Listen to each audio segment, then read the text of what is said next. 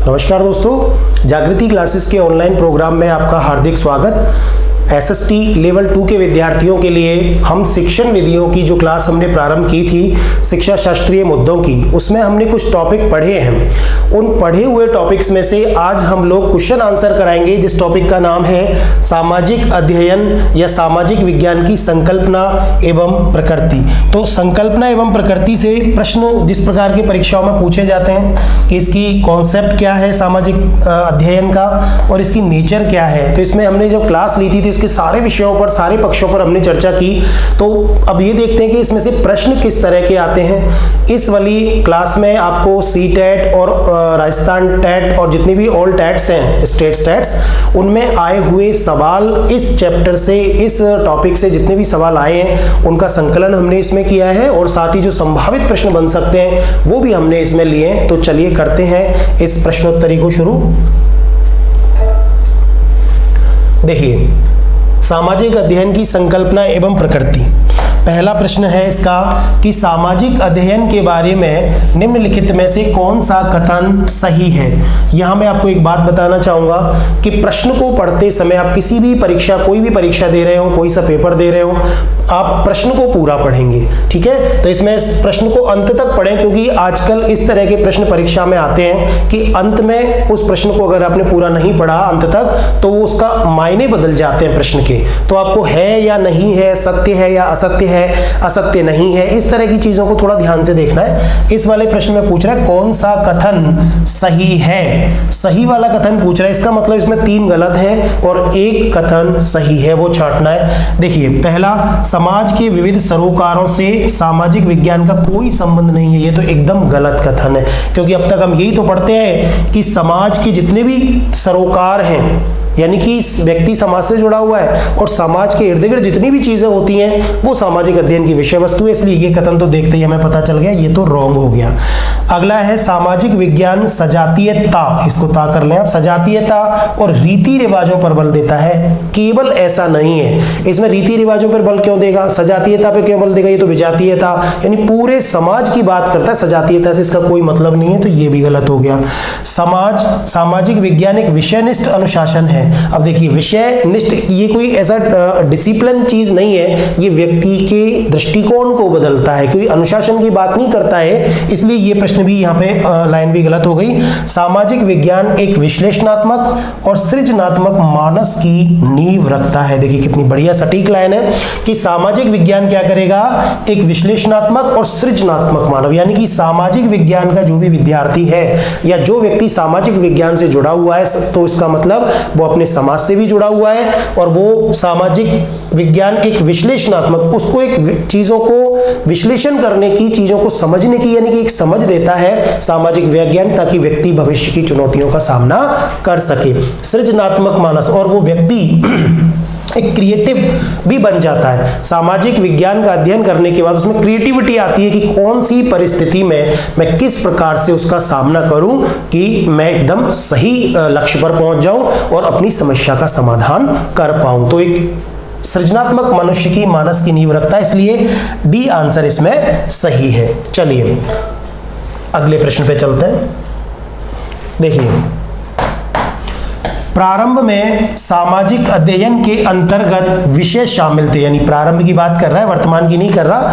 जब सामाजिक विज्ञान या सामाजिक अध्ययन का एक विषय के रूप में प्रारंभ हुआ, वो हमने क्लास में पढ़ चुके हैं सारी चीजें कि कैसे कैसे ब्रिटेन से इसका प्रारंभ हुआ और एक विषय के रूप में इसको मान्यता मिली थी अमेरिका के अंतर्गत 1916 में, ये चीज हम पढ़ चुके हैं। तो इसमें विषय कौन कौन से थे आपको पता है। 1911 के अंदर इसमें सोशियोलॉजी यानी समाज शास्त्र को जोड़ा था, समाज शास्त्र को जोड़ा था कमेटी ऑफ 10 की सिफारिश पर, कमेटी ऑफ 10 की सिफारिश पर। इसमें 1911 में समाज शास्त्र को जोड़ा। तो पूछ रहा है इतिहास था क्या, अर्थशास्त्र था क्या, राजनीति विज्ञान और उपर्युक्त सभी। इसका मतलब ये तीनों विषय इसके प्रारंभ में ही थे, केवल समाजशास्त्र इसके अंतर्गत नहीं था, जिसको 1911 में जोड़ा, इसलिए इसमें आएगा उपर्युक्त सभी। चलिए अगला प्रश्न देखिए, सामाजिक अध्ययन उन विद्यालयी विषयों की ओर संकेत करता है जो मानवीय संबंधों का विवेचन करते हैं। यह परिभाषा किसने दी? अब देखिए परिभाषा पूछ ली। वैसे परीक्षा में एक आधा परिभाषा पूछ भी लेता है और नहीं भी पूछता है, कोई जरूरी नहीं है। फिर भी अपने उस क्लास में बहुत सारी परिभाषाएं जो भी जितनी भी परिभाषाएं सामाजिक अध्ययन विषय के संबंधित दी गई हैं वो सारी परिभाषाओं पर हमने उसमें से चर्चा की है। आप उनको कुछ कोडवर्ड बना करके याद रख लेना। जैसे ये परिभाषा है सामाजिक अध्ययन उन विद्यालयी विषयों, तो देखिए ये विद्यालयी विषयों की बात करता है वेस्ले, क्योंकि वी से विद्यालय और वैसे वेस्ले शुरू होता है, इसलिए इस तरह से इन परिभाषाओं को आप कोडवर्ड बना करके कि भाई ये वाला शब्द इसकी परिभाषा से संबंधित है और बाकी की परिभाषाओं में नहीं है। तो कुछ एक ऐसे शब्द हैं इन परिभाषाओं में, उन शब्दों को पकड़ करके आप देख सकते हो कि इसमें ये इसकी परिभाषा। तो विद्यालयी विषय वह दो बार आया, वेस्ले भी में वह है, इसलिए आप ऐसे रट सकते हो। उनको रटना है, समझ तो गए हम इसको क्लास के अंदर कि इसका मतलब क्या है, लेकिन अब रटना है कि ये परिभाषा एग्जैक्टली थी किसने थी, तो वेस्ले ने ये परिभाषा दी है। चलिए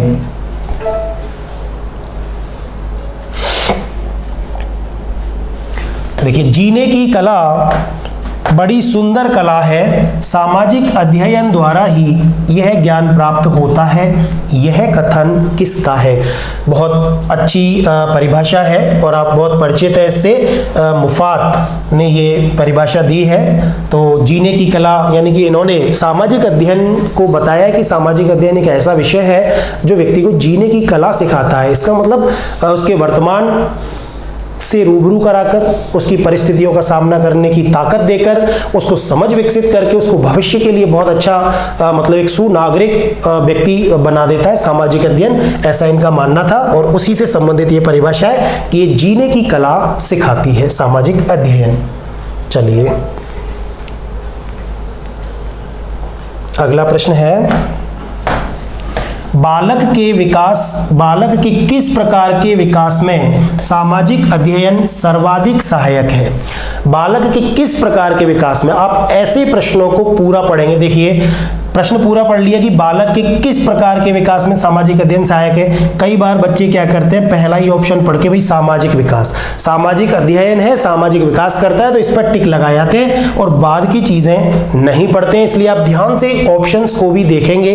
इसमें एक तो कह रहा है सामाजिक विकास, मानसिक विकास, नैतिक विकास, और डी ऑप्शन है सर्वांगीण विकास। तो आप देखें कि उसका सामाजिक, मानसिक, नैतिक विकास सारा का सारा इस सर्वांगीण विकास के अंतर्गत आ गया। इसलिए आपको सामाजिक विकास होता है, ये बात सही है। सामाजिक विज्ञान बच्चे का सामाजिक विकास करता है, ये बात सही है। तो मानसिक विकास भी करता है, उसका नैतिक विकास भी करता है, ये भी बात सही है। इसलिए इसमें यह आ जाएगा ऑप्शन में सर्वांगीण विकास। ठीक है, अगर इसमें कोई और दूसरा ऑप्शन होता सामाजिक विकास के साथ में कोई और दूसरा उसका, जैसे धार्मिक विकास, तो इन चारों में से, हालांकि वैसे तो चारों ही सही है, फिर ज्यादा नजदीक आंसर होता केवल सामाजिक विकास, पर क्योंकि इससे भी बढ़िया आंसर है सर्वांगीण विकास, क्योंकि सामाजिक अध्ययन एक बच्चे के, एक बालक के सर्वांगीण विकास की बात करता है, समाज के हर पक्ष की वो बात करता है, चाहे वो सामाजिक हो, धार्मिक हो, नैतिक हो, मानसिक हो, आर्थिक हो, सब तरह के विकास की बात करता है। चलिए अगला प्रश्न,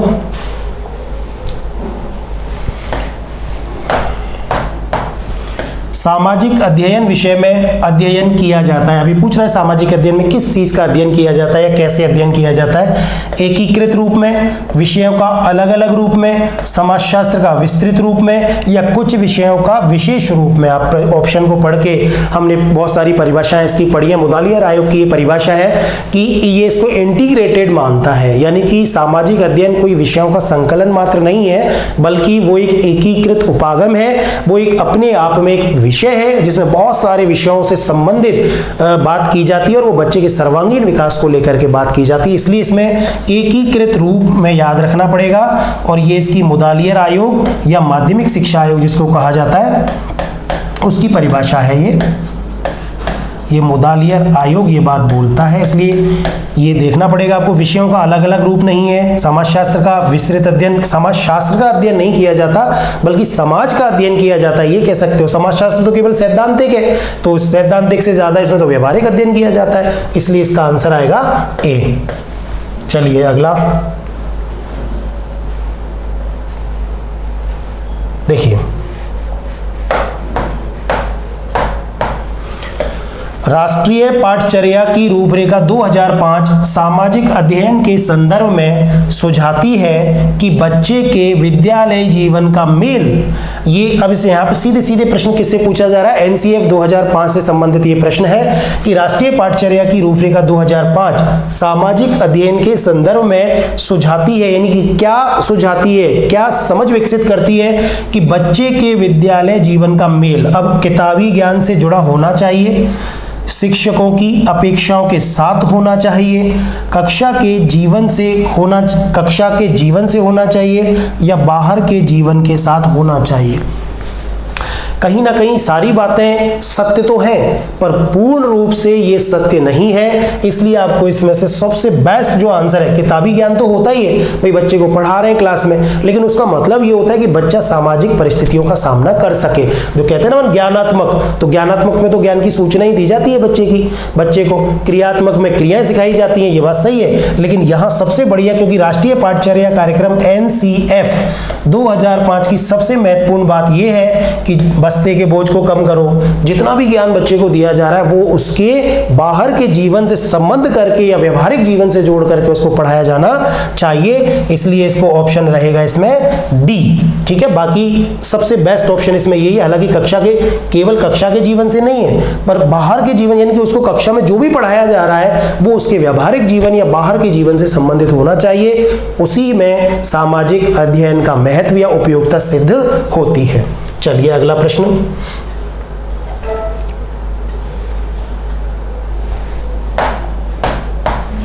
सामाजिक अध्ययन वैज्ञानिक क्यों है? देखिए, अब सामाजिक अध्ययन को वैज्ञानिक, हमने पढ़ा था क्लास के अंतर्गत कि सामाजिक अध्ययन एक कैसा विषय है, ये कला और विज्ञान दोनों है, कला और विज्ञान, ये इसकी प्रकृति के अंतर्गत हमने पढ़ा था कि इसको कला इसलिए माना जाता है क्योंकि कला क्या करती है, सौंदर्य की अनुभूति कराती है और जीवन की वास्तविकताओं से परिचित कराती है। कला जीने का एक अंदाज सिखाती है कला, तो इस रूप में तो ये कला हो ही गया। और विज्ञान क्यों है? क्योंकि सामाजिक अध्ययन में क्रमबद्ध तरीके से पढ़ाया जाता है, भविष्यवाणी की जा सकती है, पूरा संसार ही इसकी प्रयोगशाला है। तो जिस प्रकार से साइंस की चीजें, साइंस के सिद्धांत काम करते हैं, उसी तरह कुछ सिद्धांतों को हम सामाजिक अध्ययन में उपयोग करते हैं, इसलिए इसको कला और विज्ञान दोनों माना जाता है। अब उत्तर पढ़ते हैं, देखिए क्या है कि इसकी विषय वस्तु में वैज्ञानिक शब्दावली का प्रयोग है, इसलिए वैज्ञानिक तो नहीं कहा जाता। सामाजिक अध्ययन को विज्ञान कहने की मांग को पूरा करता है, केवल मांग पूरा करने के लिए इतना बड़ी बात हम नहीं बोल सकते। इसके अंतर्गत क्रमबद्ध तरीके से प्रमाणित ज्ञान को अर्जित किया जाता है। देखिए ये आ गई बात, यह पाठक को समाज के वैज्ञानिक अध्ययन करने में सहायता करता है। अब देखिए, ये पाठक को समाज का वैज्ञानिक अध्ययन करने में सहायता करता है, नहीं, इससे बड़ी चीज है कि ये क्रमबद्ध तरीके से प्रमाणित ज्ञान, इसका मतलब सामाजिक अध्ययन में जितना भी ज्ञान दिया जाता है वो विज्ञान के उसी ज्ञान की तरह प्रमाणिक है, जिस तरह मैथ्स में 2 और 2 4 और साइंस में H2O का मतलब पानी होता है हाइड्रोजन और ऑक्सीजन मिलने से, उसी तरह से सामाजिक अध्ययन में भी भविष्यवाणी की जा सकती है। इसमें कारण और परिणाम संबंध होता है, इसलिए क्रमबद्ध तरीके से प्रमाणित ज्ञान को अर्जित किया जाता है, इसलिए इसको क्या कहा जाता है, वैज्ञानिक विज्ञान कहा जाता है। चलिए समझ में आ गई। ये इस तरह के प्रश्न हैं जो आपको जल्दबाजी में नहीं होंगे, जब तक विषय की समझ आपके नहीं होगी तब तक आप इस तरह के प्रश्नों में कंफ्यूज होंगे। आपको बहुत बारीकी से इनको देखना है चीज़ों को, और जो क्लास आप जिन्होंने स्टूडेंट्स ने जो क्लास नहीं ली है इस संकल्पना वाले चैप्टर की, तो वो जरूर इसकी एक बार क्लास देख लें, आपकी जितनी भी कॉन्सेप्ट है वो क्लियर हो जाएंगे इससे संबंधित। चलिए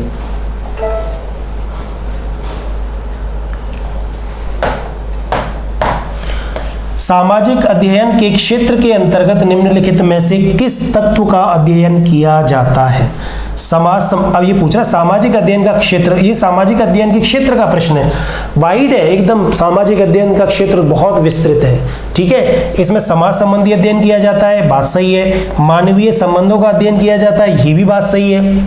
नागरिकता की शिक्षा दी जाती है, बिल्कुल, सुनागरिक बनाने के लिए भी व्यक्ति को इसमें शिक्षा दी जाती है, इसका मतलब यह सभी, ऑप्शन डी इसमें एकदम सही है। चलिए अगला प्रश्न,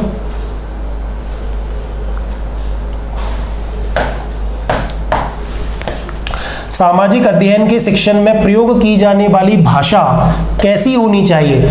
अब सामाजिक अध्ययन में प्रयोग कर रहा है टीचर भाषा, तो भाई एक तो हम जैसे पढ़ते हैं बहुत सारी चीज़ें कि सामाजिक अध्ययन में क्या होता है, पढ़ा रहे हैं। वैसे तो सामाजिक अध्ययन क्या, हर किसी भी सब्जेक्ट, कोई भी सब्जेक्ट, चाहे वो साइंस पढ़ा रहा हो टीचर, चाहे वो कला पढ़ा रहा हो, हिंदी पढ़ा रहा हो, मैथ्स पढ़ा रहा हो, जो भी पढ़ाओ, भाषा कैसी होनी चाहिए, एकदम सदी हुई सभ्य भाषा होनी चाहिए। दूसरी बात, मातृभाषा, बच्चे की भाषा में पढ़ाया जाना चाहिए। तो उससे क्या है, बच्चे का जुड़ाव ज़्यादा होता है, विषय को वो ज़्यादा अच्छे से समझता है। देखते हैं क्या है ऑप्शन, कि प्रमुख समूह का प्रतिनिधित्व करने वाली।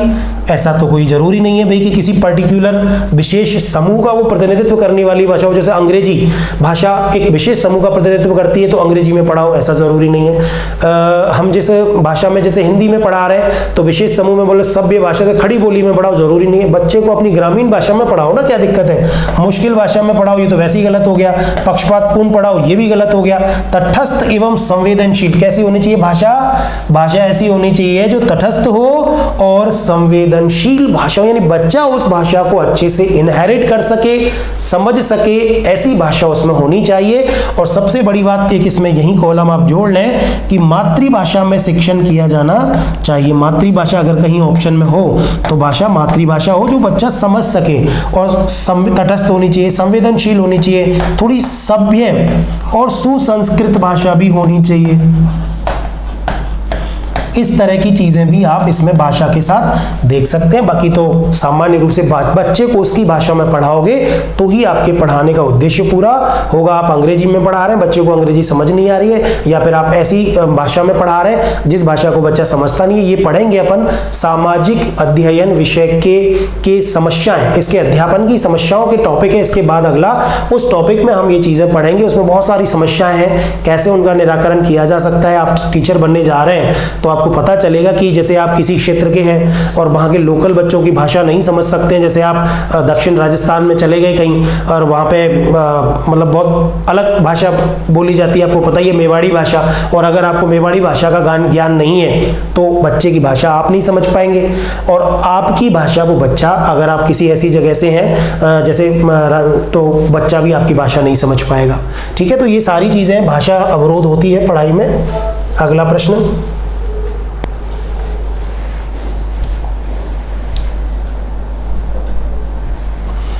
देखिए अगला प्रश्न क्या बोल रहा है, वह विषय जिसके माध्यम से ज्ञान को संकुचित क्षेत्र में बांटने की आदत को तोड़ने का प्रयास किया जाता है। यहाँ पे ज्ञान और उस ज्ञान को संकुचित क्षेत्र, उसको तोड़ने की बात करें, यानी कि ऐसा विषय कौन सा है जो ज्ञान को विस्तृत करता है। भौतिक विज्ञान, जीव विज्ञान, मनोविज्ञान, सामाजिक विज्ञान। बिल्कुल सामाजिक अध्ययन सबसे लेटेस्ट सब्जेक्ट है जो इसमें जोड़ा गया है मतलब पाठ्यक्रम में, और बहुत ही मतलब ज्ञान का क्षेत्र ही इतना विस्तृत, क्योंकि पूरा संसार ही इसकी प्रयोगशाला है, इसलिए ज्ञान के संकुचित क्षेत्र को तोड़ने का प्रयास किया गया है सामाजिक अध्ययन या सामाजिक विज्ञान के अंतर्गत। चलिए अगला प्रश्न,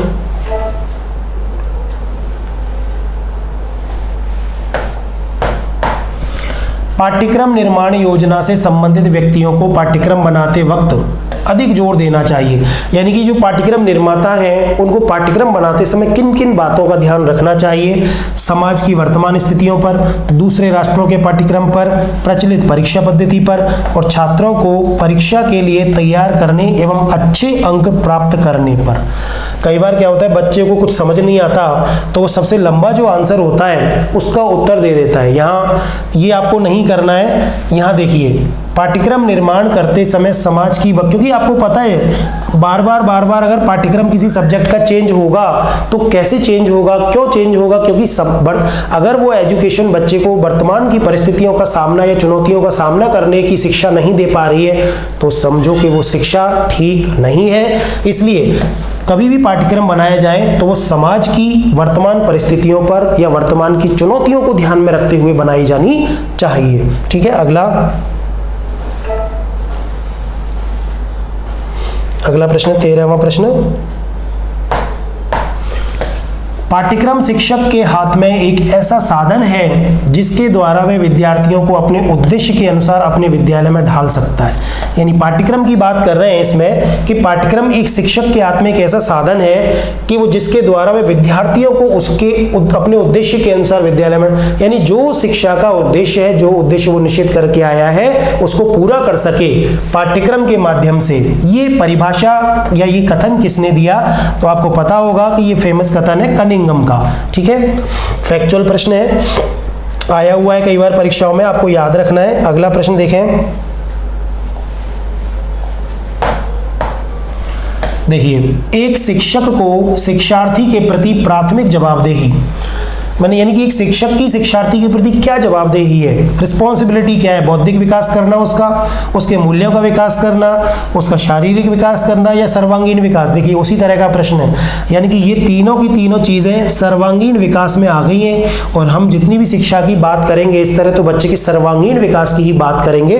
उसमें उसका शारीरिक, मानसिक, मूल्यात्मक, बौद्धिक विकास सब आ जाता है। और शारीरिक विकास करने के लिए हम खेल इत्यादि स्कूल में कराते हैं, पाठ्यक्रम में सह शैक्षणिक गतिविधियां कराते हैं। तो ये एक शिक्षक का या कहें कि पाठ्यक्रम का की जवाबदेही होती है कि वो बच्चे का सर्वांगीण विकास करने में सक्षम हो। चलिए अगला प्रश्न,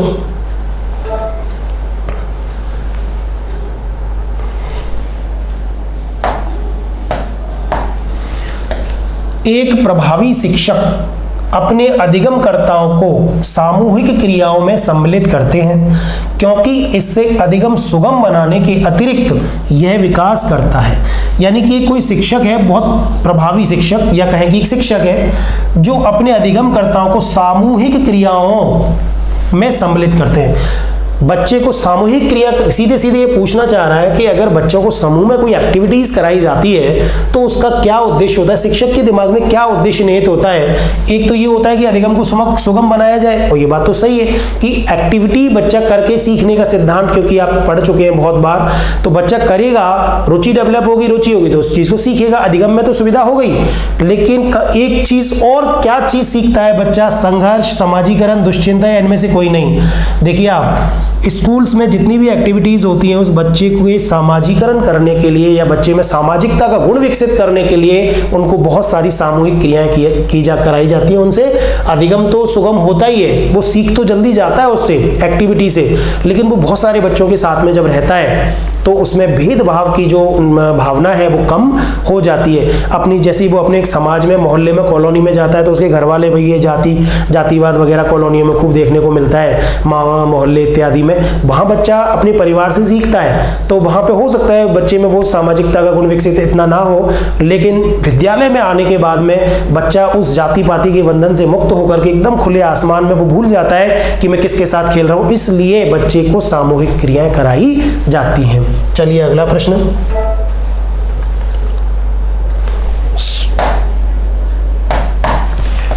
सामाजिक अध्ययन की उपयोगिता। देखिए अब सामाजिक अध्ययन की इंपॉर्टेंस क्या है, उपयोगिता क्या है? पहला है सामाजिक सांस्कृतिक संरचना एवं उसके पर्यावरण के संबंध में समझ के लिए, ढांचागत सुविधाओं के विकास के लिए, तीव्र आर्थिक विकास के लिए या शैक्षणिक समस्याओं को समझने के लिए। सामाजिक अध्ययन क्यों पढ़ाया जा रहा है? सीधे सीधे ये पूछा जा रहा है कि जिन बच्चों को सामाजिक अध्ययन पढ़ाया जा रहा है उसका महत्व, उपयोगिता, आवश्यकता क्या है?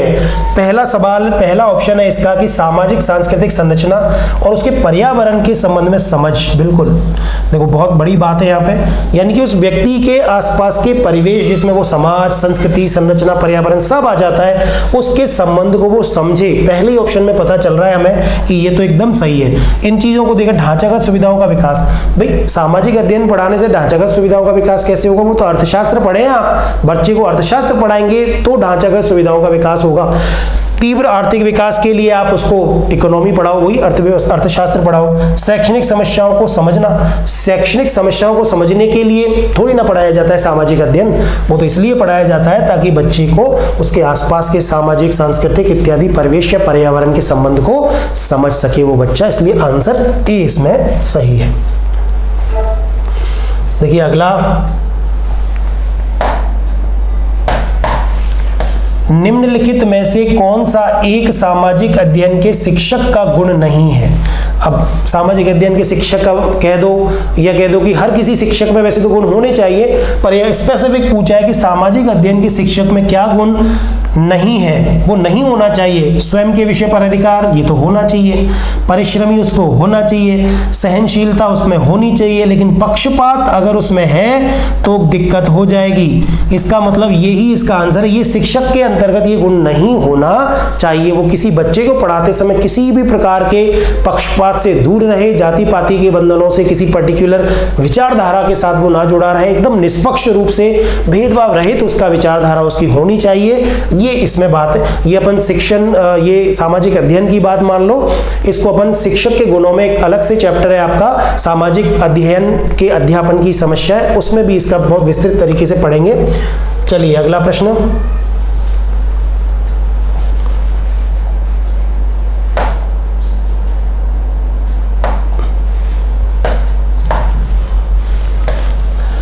एक प्रभावी शिक्षक वह है जो कक्षा पर नियंत्रण रख सके, अधिक सूचनाएं दे सके, गृह कार्य की सावधानी पूर्वक जांच कर सके या विद्यार्थियों को अध्ययन के लिए प्रेरित कर सके। अब देखिए, शिक्षक तो सभी होते हैं, प्रभावी शिक्षक की बात कर रहा है। कक्षा पर नियंत्रण क्या ये नहीं रखना चाहिए? रखना चाहिए, ये बात भी सही है। सूचनाएं दे सके, बच्चे को सूचनाएं भी देनी पड़ती है, पढ़ाना पड़ता है, ज्ञान देना पड़ता है। गृह कार्य की सावधानी पूर्वक जांच भी करनी पड़ती है कि बच्चा कितनी गलतियां कर रहा है। लेकिन इन तीनों से बड़ी बात यह है कि विद्यार्थियों को अध्ययन के लिए प्रेरित, क्योंकि ये काम तो कोई भी कर सकता है, बच्चा खुद भी कर सकता है, लेकिन सबसे बड़ी बात है प्रेरणा कौन देगा? शिक्षक ज्ञान के साथ साथ में प्रभावी शिक्षक या सही शिक्षक या जिम्मेदार शिक्षक वही है जो बच्चों को ज्ञान के साथ साथ में उनको प्रेरणा भी देता है, पढ़ने की प्रेरणा, ताकि बच्चा स्वाध्याय की प्रवृत्ति बच्चे में विकसित हो, बच्चा अपनी गति से खुद भी पढ़ सके, प्रेरणा। इसलिए इसमें आंसर रहेगा डी। देखिए, सोशल स्टडी में प्रश्नों के उत्तर देते समय आपको सारे ऑप्शंस को बड़े ठीक से प्रश्न को भी पढ़ना है और ऑप्शंस को भी पढ़ना है, तभी जाकर के आप इसको ठीक तरीके से कर पाएंगे। अगला,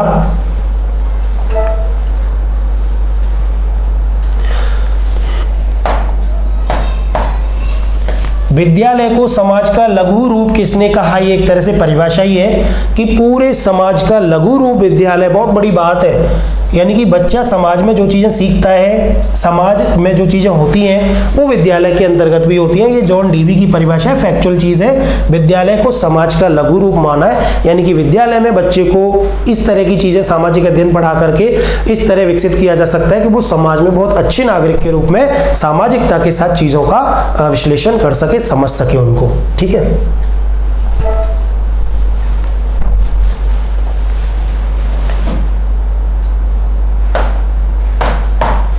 देखिए ये इसमें कोई ये परिभाषा है, सामाजिक अध्ययन वह अध्ययन है जो मानव जीवन के रहन सहन के ढंग, मूलभूत आवश्यकताओं, क्रियाओं, जिसमें मानव अपनी आवश्यकताओं की पूर्ति के लिए संलग्न रहता है, तथा संस्थाओं जिनका उसने विकास किया है का ज्ञान प्रदान करता है।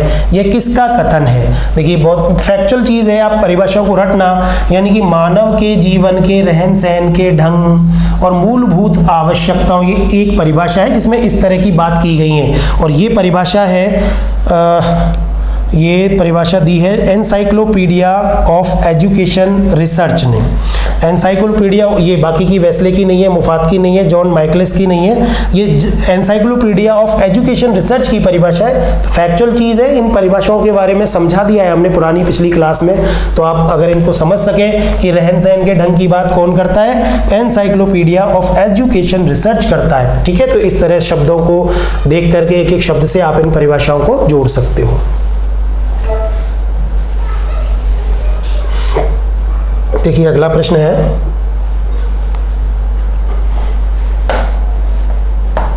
सामाजिक अध्ययन की विशेषता नहीं है। अब यहां भी ध्यान देना है, नहीं है पूछ रहा है, सामाजिक अध्ययन की कौन सी विशेषता नहीं है? मानव और पर्यावरण के मध्य सामंजस्य, ये तो बिल्कुल सिखाता है। मानवीय संबंधों का अध्ययन करता है, ये भी बात सही है। सामाजिक अध्ययन अनेक विषयों का समन्वय है, यहाँ थोड़ा विचार करना पड़ेगा। लोकतंत्र की सफलता, बिल्कुल कई बार जल्दबाजी में हम लोकतंत्र के, भाई सामाजिक अध्ययन का लोकतंत्र से क्या मतलब है, इस तरह की चीज सोच करके बच्चे यहाँ आंसर करके आते हैं, लेकिन ये गलत है। यहाँ देखो आप मुदालियर आयोग की परिभाषा याद करो, उसमें कहा गया है कि सामाजिक अध्ययन अनेक विषयों का समन्वय नहीं है, बल्कि वो एकीकृत उपागम है, इंटीग्रेटेड सब्जेक्ट है वो पूरा अपने आप में। इसलिए इसकी ये विशेषता नहीं है कि बहुत सारे विषयों को एक तरह से इकट्ठा कर दिया ना, इसलिए ये इसकी विशेषता नहीं है। बाकी ये तीनों इसकी विशेषता है। सामाजिक अध्ययन लोकतंत्र की सफलता भी सुनिश्चित करता है, क्योंकि वो सुनागरिक बनाता है, और जो व्यक्ति सुनागरिक होगा वो लोकतंत्र की रक्षा करेगा, प्रजातंत्र को बना के रखेगा। तो ये इसका आंसर है सी।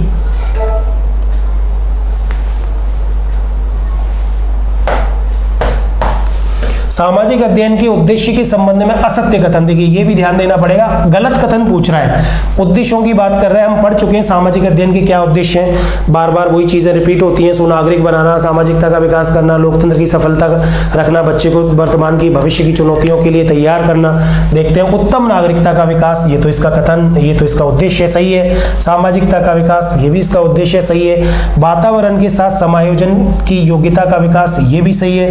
व्यक्तिगत विभिन्नताओं का ज्ञान, ये सामाजिक अध्ययन का उद्देश्य नहीं है, इसलिए इसका आंसर, ये व्यक्तिगत विभिन्नताओं का ज्ञान मनोविज्ञान का उद्देश्य है। इसको हम मनोविज्ञान के साथ जोड़ सकते हैं, क्योंकि मनोविज्ञान क्या करता है, हमें उन सिद्धांतों की जानकारी देता है जिनसे हम व्यक्तिगत विभिन्नताओं के बारे में जान सकते हैं। इसलिए ये सामाजिक अध्ययन का उद्देश्य नहीं है, आंसर डी।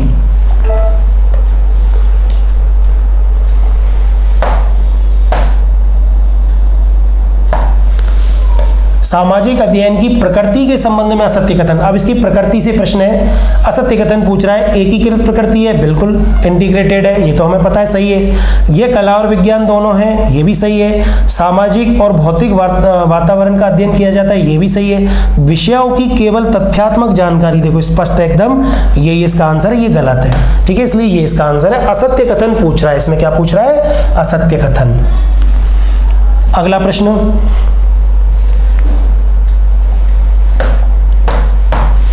निम्नलिखित में से कौन सा लक्षण सामाजिक अध्ययन के पाठ्यक्रम में नहीं होना चाहिए, यानी कि ऐसा कौन सा लक्षण है जो सामाजिक अध्ययन के पाठ्यक्रम में नहीं होना चाहिए। पाठ्यक्रम का उद्देश्य केवल ज्ञान प्राप्ति ही नहीं, बल्कि समझ का विस्तार करना भी होना चाहिए, ये बात तो सही है भाई। पाठ्यक्रम, और हम कह रहे हैं केवल ज्ञान नहीं बल्कि समझ का विस्तार, इसका मतलब ये बात तो सही है, ये तो सही है। पाठ्यक्रम में जीवन के व्यवहारिक पक्षों को स्थान देना चाहिए, ये भी एकदम करेक्ट है, ऐसा हो, इसीलिए तो सामाजिक अध्ययन पढ़ाया जा रहा है। पाठ्यक्रम में मानवीय अनुभव का समावेश होना चाहिए, ये भी एकदम सही है, बिल्कुल मानवीय अनुभव का समावेश पाठ्यक्रम में होना चाहिए, और जिसको एक्सपीरियंस बेस्ड चीजें ज्ञात होंगी वही भविष्य की चुनौतियों का सामना कर पाएगा। रटा पिटा ज्ञान पढ़ने वाला व्यक्ति भविष्य की चुनौतियों का सामना सही तरीके से नहीं कर पाएगा। अंत में सामाजिक अध्ययन का पाठ्यक्रम कठोर होना चाहिए, देखो ये तो पता ही चल गया, गलत है ये। सामाजिक अध्ययन का पाठ्यक्रम कठोर नहीं होना चाहिए, लचीला होना चाहिए, और वर्तमान की परिस्थितियों के या समाज के अनुरूप होना चाहिए, समाज की चुनौतियों के अनुरूप होना चाहिए। अगला प्रश्न,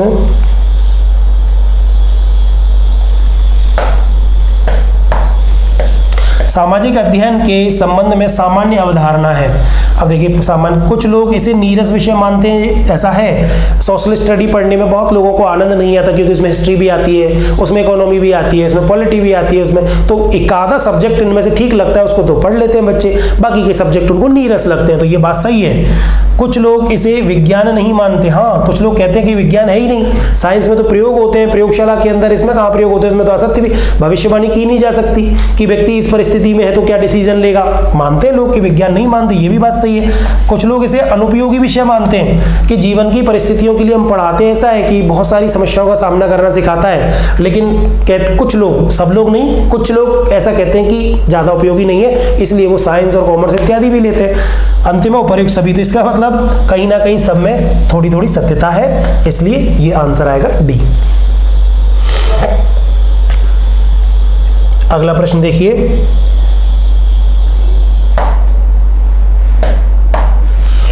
सामाजिक अध्ययन के छात्रों में पाठ के प्रति रुचि उत्पन्न करने के लिए क्या करना चाहिए।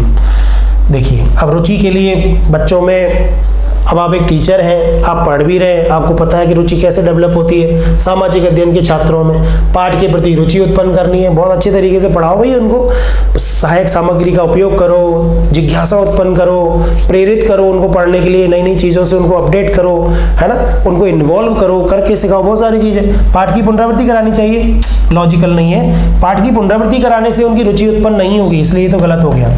निरंतर मौखिक शिक्षण गलत, अगर मौखिक शिक्षण कराते रहे तो बच्चा वैसे ही बोर हो जाएगा, यही गलत है। पाठ को व्यवहारिक जीवन से संबंधित करके पढ़ाना चाहिए, देखिए मिल गया आंसर। अगर पाठ को कोई भी, चाहे इकोनॉमिक्स का पाठ हो, चाहे हिस्ट्री का पाठ हो, ज्योग्राफी का पाठ हो, चाहे कोई भी सब्जेक्ट उसमें हो, आप उसको व्यवहारिक जीवन से जोड़ के पढ़ाएंगे, लाइव एग्जाम्पल बच्चे को उसके आस पड़ोस के एग्जाम्पल देंगे, तो बच्चा उन चीजों को रुचि के साथ पढ़ेगा, ऐसा होता है। रटने की प्रवृत्ति पर बल, ये गलत हो गया, इसका आंसर है सी।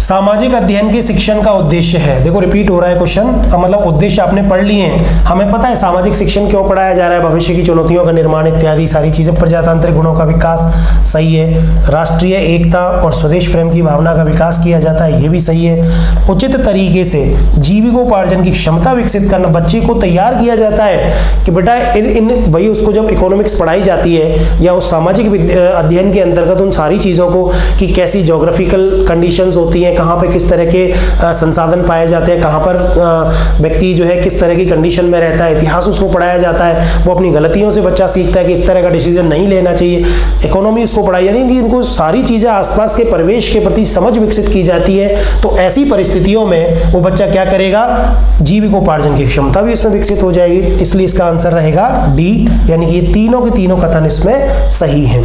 चलिए अगला,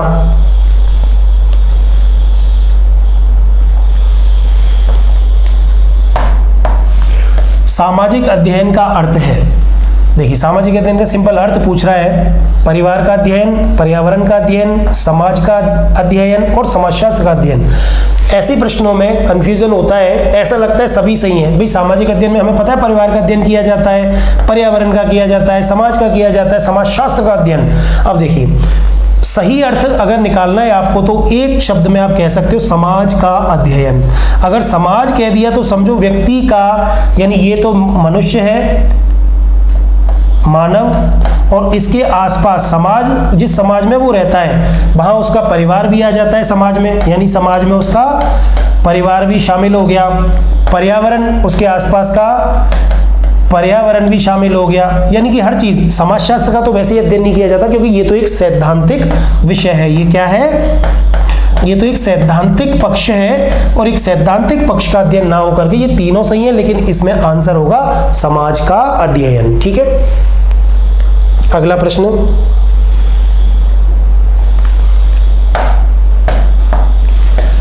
कक्षा 6 से 8 में सामाजिक अध्ययन शिक्षण का मुख्य उद्देश्य है। देखिए 6 से 8 के बच्चे को सामाजिक अध्ययन पढ़ाने का मुख्य उद्देश्य क्या है, समाज का विकास, मानव का विकास, राष्ट्र का विकास, उपर्युक्त सभी। 6 से 8 में बच्चा चीज़ों, बोध स्तर बच्चे का काम करने लग जाता है, वो चीज़ों को समझने लग जाता है। 5वीं क्लास तक का प्राइमरी लेवल का जो बच्चा है वो ज्ञानात्मक उद्देश्य रहता है, यहाँ अवबोध स्तर पर उस बच्चे को पढ़ाया जाता है, यानी कि उसको अंडरस्टैंड लेवल बढ़ जाता है उस बच्चे का। इसलिए यहाँ शिक्षण का मुख्य उद्देश्य है कि उसको समाज के आसपास की चीज़ें पता चलें, समाज के विकास में वो योगदान देगा। मनुष्य का विकास कैसे होता है ये भी वो समझने लग जाता है, ये भी उसका उद्देश्य है। राष्ट्र के विकास में भी उसका योगदान हो सकता है। ये चीज़ें 6 से 8 तक के स्तर पर बच्चे को समझ आने लग जाती हैं, इसलिए आंसर है इसमें डी।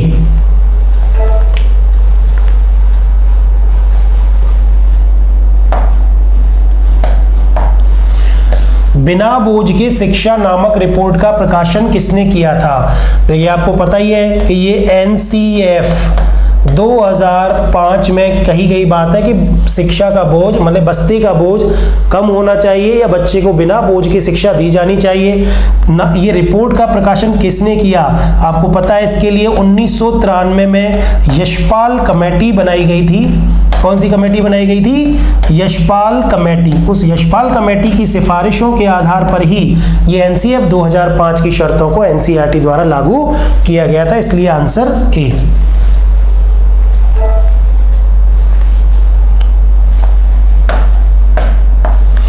राष्ट्रीय पाठ्यचर्या रूपरेखा 2005 के संबंध में कौन सा कथन सही है? सही कथन पूछ रहा है। बिना बोझ के शिक्षा तथा बाल केंद्रित शिक्षा, ये तो सही है भाई। बिना बोझ की शिक्षा की बात की और बाल केंद्रित शिक्षा की बात की कि बच्चे को सेंटर में रख के पढ़ाया जाना चाहिए, बच्चे के लिए पढ़ाया जाना चाहिए। विषय वस्तु के ज्ञान को बालक के व्यावहारिक ज्ञान से जोड़ने के लिए गतिविधि आधारित शिक्षण, बिल्कुल ये 2-3 बातें उसमें की गई थी कि बच्चे का ज्ञान जो है व्यवहारिक चीजों से जोड़ करके उसको पढ़ाया जाना चाहिए और उसको गतिविधि आधारित शिक्षण की यहाँ पर बात की गई थी। तो इसका मतलब ये भी सही है।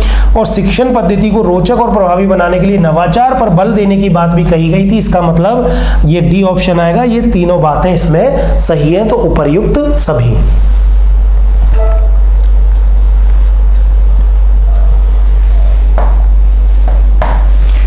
एनसीएफ का पूरा नाम ये तो पता ही है आपको, नेशन करिकुलम फ्रेमवर्क, ये नहीं है। नेशनल करिकुलम फॉर्म, ये भी नहीं है। नेशनल को करिकुलर फ्रीडम, ये भी नहीं है। नेशनल करिकुलम फ्रेमवर्क, बिल्कुल आप एनसीएफ 2005 एनसीएफ बोलते हैं, उसकी फुल फॉर्म भी आपको पता होना चाहिए, नेशनल करिकुलम फ्रेमवर्क।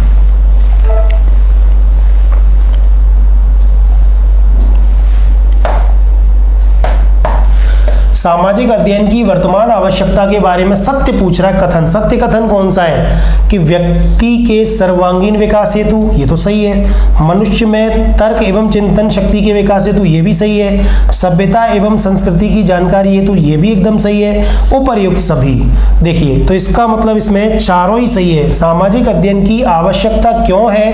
ये हमें पता है कि व्यक्ति के सर्वांगीण विकास की बात करता है। कई बार अब देखिए ऐसे प्रश्नों में आप कहीं ये ना समझ जाए कि इसमें पहले ऑप्शन में ये पता चल रहा है कि व्यक्ति के सर्वांगीण विकास की बात और आप केवल इसको सही करके आ जाएं। नहीं, आपको बाकी के ऑप्शन भी पढ़ने बुक, ये बातें भी तीनों सही हैं। व्यक्ति के तर्क और चिंतन शक्ति को इस प्रकार विकसित करता है कि व्यक्ति आसपास के परिवेश को समझ करके भविष्य की चुनौतियों का सामना करता है। अपनी सभ्यता और संस्कृति की जानकारी लेता है। वो इसी बचपन से इतिहास पढ़ाया जाता है, मतलब सामाजिक अध्ययन में। तो इतिहास की छोटी छोटी बातों को तो बच्चा अपने संस्कृति के प्रति लगाव रखता है, उसको अक्षुण्ण बनाए जाने की कोशिश करता है। तो ये सारी चीजें इसमें ऑप्शन रहेगा डी। देखिए सामाजिक अध्ययन की विषय वस्तु नहीं है, नहीं पे भी ध्यान देना है आपको। इतिहास और राजनीति विज्ञान, भूगोल एवं पर्यावरण, समाजशास्त्र एवं भौतिकी, अर्थशास्त्र एवं भौतिक पर्यावरण। जल्दबाजी में ना दें ऐसे प्रश्नों का उत्तर। ये तो आपको पता है कि इतिहास और राजनीति विज्ञान इसके अंतर्गत आते हैं, सामाजिक अध्ययन के अंतर्गत। भूगोल और पर्यावरण भी इसके अंतर्गत आते हैं। समाजशास्त्र तो इसके अंतर्गत आता है, लेकिन ये भौतिकी, फिजिक्स इसके अंतर्गत नहीं आता। यहाँ अर्थशास्त्र आता है और भौतिक पर्यावरण आता है, फिजिकल ज्योग्राफी जिसको अपन बोलते हैं, आसपास का भौतिक पर्यावरण। इसका मतलब इसमें उत्तर रहेगा सी।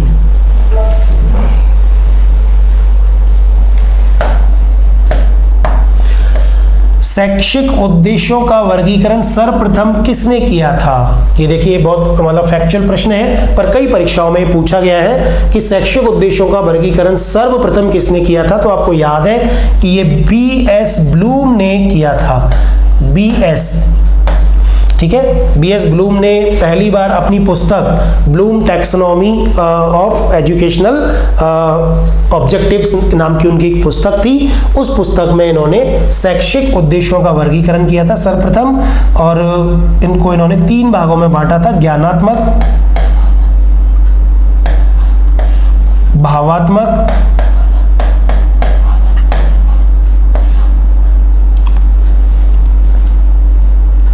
और क्रियात्मक। और इन तीनों में भी 6 उद्देश्य इन्होंने इनमें बांटे थे। तो इसलिए ये पहली बार ये वर्गीकरण किया था, शैक्षिक उद्देश्यों का वर्गीकरण सर्वप्रथम बीएस ब्लूम ने किया था। ये अपनी क्लास में हमने बताया था, फैक्चुअल प्रश्न, कोई दिक्कत नहीं है इसमें। देखिए एक और प्रश्न, ज्ञानात्मक क्षेत्र से संबंधित उद्देश्य नहीं है। देखिए ये जो बीएस ब्लूम ने जो वर्गीकरण किया था, उस वर्गीकरण में से ज्ञानात्मक क्षेत्र के अंतर्गत उन्होंने 6 उद्देश्य बताए थे।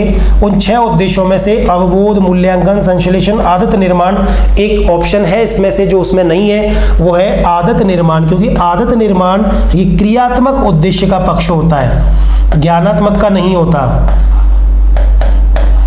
ये क्रियात्मक उद्देश्य के अंतर्गत आता है आदत का निर्माण के। बार बार हम किसी चीज को करते हैं तो वो हमारी आदत बन जाती है। ठीक है दोस्तों, इसमें से सामाजिक अध्ययन का अर्थ एवं संकल्पना वाले चैप्टर में से ये हमने कुछ प्रश्न यहाँ पढ़े थे और बिल्कुल ये संभावित प्रश्न है। इन्हीं में से घुमा फिरा करके ऑप्शन चेंज करके इस तरह के प्रश्न आते हैं परीक्षाओं में। एसएसटी लेवल 2 के जो विद्यार्थी तैयारी कर रहे हैं वो इससे संबंधित इन प्रश्नों का आंसर बहुत आसानी से दे पाएंगे। आप इससे पहले वाली क्लास को आप ठीक से एक बार पढ़ लें और उसके बाद इनके क्वेश्चन आंसर करोगे तो बहुत आपको आनंद आएगा। तो ठीक है, हम लोग अगला जो भी टॉपिक होगा इसके बाद का वो नेक्स्ट वीडियो में आपको मिल जाएगा। Thank you.